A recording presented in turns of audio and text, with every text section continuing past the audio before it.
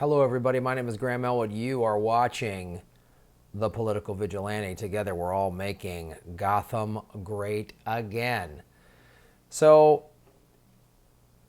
I've been talking about this a lot. The rising temperatures on the planet are melting the ice caps, and now a glacier the size of Florida is becoming unstable and has dire implications for global sea levels. And what keeps happening is they're seeing the predictions, the data keeps surpassing the predictions. They think it's going to be this bad, but then the data showing it's getting this bad, basically, is what keeps happening. And this is another example. A glacier the size of Florida. The Thwaites Glacier, an area as large as Florida in western Antarctica, that is considered the most unstable in the continent. Rising sea level or temperatures have eroded it, and this is going to raise the sea levels. I mean, I've done videos showing projections from the NOAA.gov, a government website.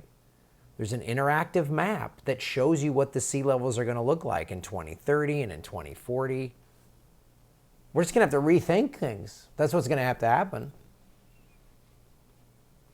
Especially like on the east coast of the United States. A third of the population of the United States lives on the east coast. That's over 100 million people. They're going to have to move inland. And study after study after study after study after study. This study found that even if no further climate change happens in the future, more Antarctic ice sheets are likely to become unstable, which they're going to melt and rise the sea levels. I mean, it's going to... They talk about, too, the methane bubble. There's all this methane gas that is trapped in the polar ice caps. And if they melt at too fast of a rate, it could cause like a bomb and deplete our oxygen. How's that sound? See, this is why I'm so mad at the Democrats. They're just ridiculous, stupid,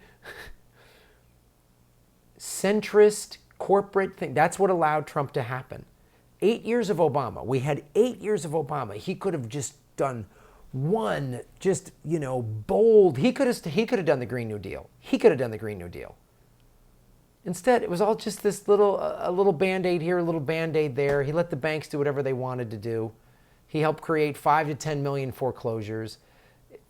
More war, which war is awful for the environment.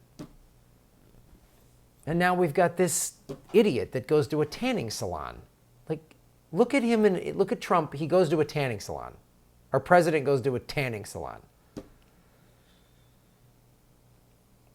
Due to past changes in climate, there is a certain amount of sea level rise that will definitely occur in the future. Alex Rebel, glaciologist, is part of this study.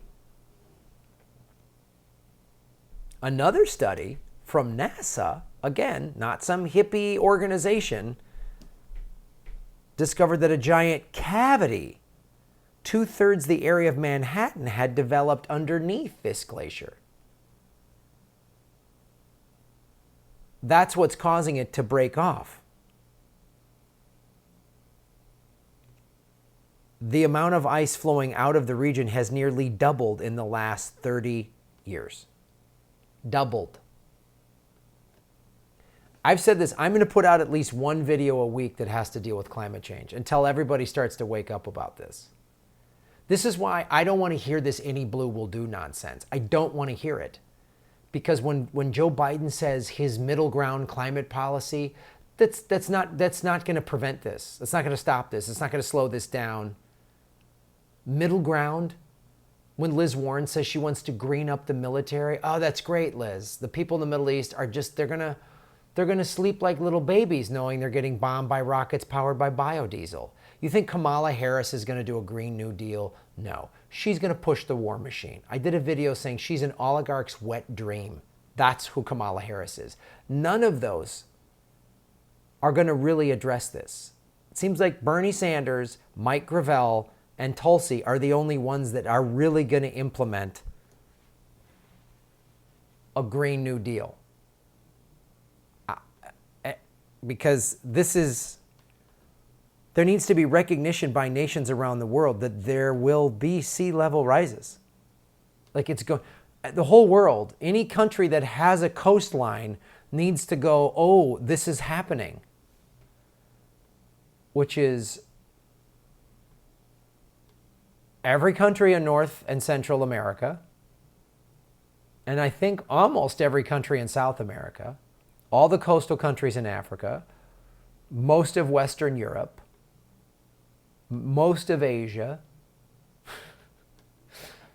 I mean, it's crazy. Australia, Southeast Asia, I mean, you name it, It's going to affect. And it's going to affect infrastructure. It's going to affect this is already happening. Like there was a documentary that came out several years ago showing this island, the Maldives, which is like the canary in the coal mine. And the salt water keeps rising in the Maldives, and it's affecting the crops because salt water kills crops. It's affecting the fresh water supply that comes up from the middle of the bottom of the ocean through the island. It's too much. So what everyone needs to do is prepare for them by adapting infrastructure and taking actions that will prevent exacerbating the issue. I don't know when America's going to wake up, when like Florida's underwater, Manhattan's underwater, and Washington, D.C. are underwater. Maybe oh boy, maybe this climate change is real. Whoa. I already did a story that 58%, we've only had 58% of the corn and soybean crops because of all of the flooding in the Midwest. The whole spring, there was all this flooding, so they planted a lot later. Corn is supposed to be knee-high by the 4th of July. That's an old farmer saying. I remember hearing that when I was a kid living in Wisconsin. My dad would always say that. Corn's got to be knee-high by the 4th of July. So we're going to have food shortages. We're going to have exorbitant prices. It's going to affect every aspect of our lives. When are people going to wake up on this? I don't know. And it's why I will not, I will not vote for a corporate Democrat if they cheat Bernie again. I won't do it because climate centrism is just as dangerous as climate denial. It will do nothing. It'll slow down complete climate collapse by a couple of years. Instead of we're all dead by 2045 or 2050, oh, we'll all be dead by 2056. Oh, thanks Kamala and Joe Biden and Liz Warren. Thanks a lot. Support the show, folks, by getting the truth. One way to do it is go to patreon.com/Graham Elwood. You get bonus content for as little as $5 a month. And go to Rokfin.com/Graham Elwood, where all my videos are on Rokfin ad-free. For $10 a month, you get access to all the premium content from all the content creators. The good news about Rokfin, it is a blockchain, which means no one can buy it, and it's cryptocurrency. So all of the content creators, myself, Ron Placone, and others, we're the owners. So big companies like Google can't come in and buy up Rokfin and then deplatform people and tell people what ads they can and cannot get. Because every time now I load up on YouTube, they demonetize my videos. And I have to submit a request to get a manual review, and they'll usually watch it and then, allow the ads to play. But that's after a day or two. So some of my videos get 1,000 or 2,000 views in the first day or two. So there's all those views of not making money. See how that works? So support the show. Also, like, share, subscribe, push these videos out. Follow me at Graham Elwood on Twitter. All those are free ways to support the show. And then come see Ron Placone and I on the road, Progressive Comedy Tour. July 27th, we're coming to Las Vegas.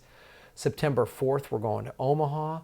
September 5th, we're going to Sioux Falls, South Dakota. The 6th, Madison, Wisconsin. September 7th, Minnesota. September 8th, Iowa City. Go to GrahamElwood.com for all those tour dates. And also, less than a week left for my Indiegogo for me to go to Russia. I want to go to Russia, shoot a little mini documentary to show people what that country is really like, because I don't trust what the American media is telling us what Russia is like. So that's another way to support me, is go to my, the Indiegogo link is in the show notes below. Thanks for watching.